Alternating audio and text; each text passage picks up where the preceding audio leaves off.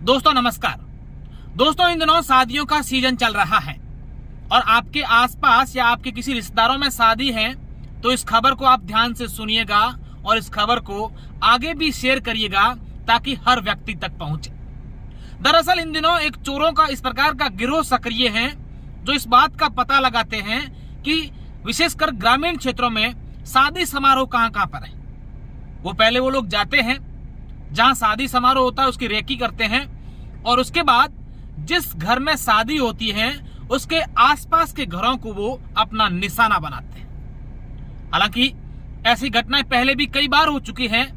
और अगर पिछले 2 दिनों की बात करें तो 2 दिनों में बाड़मेर जिले में 3 जगहों पर ऐसी चोरियां हुई हैं। हालांकि 3 जगहों से हमारे पास सूचनाएं आई हैं। उनका ऐसा कहना है कि वो तीनों के तीनों लोगों के जो लोग हैं जिन घरों के, वो कह रहे हैं कि हम लोग शादी समारोह में गए थे, हमारे पड़ोसियों में शादी थी और जब हम वापस आए तो हमारे घर में चोरी हो रखी थी।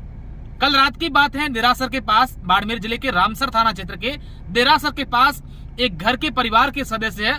पास ही में एक शादी समारोह में गए हुए थे। वहां पर डीजे नाइट थी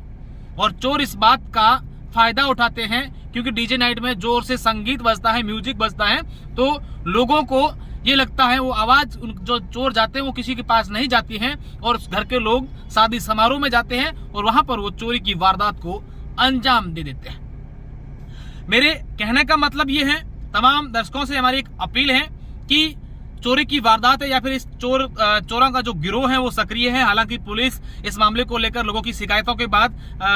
कोशिश कर रही है कि उनको पकड़े,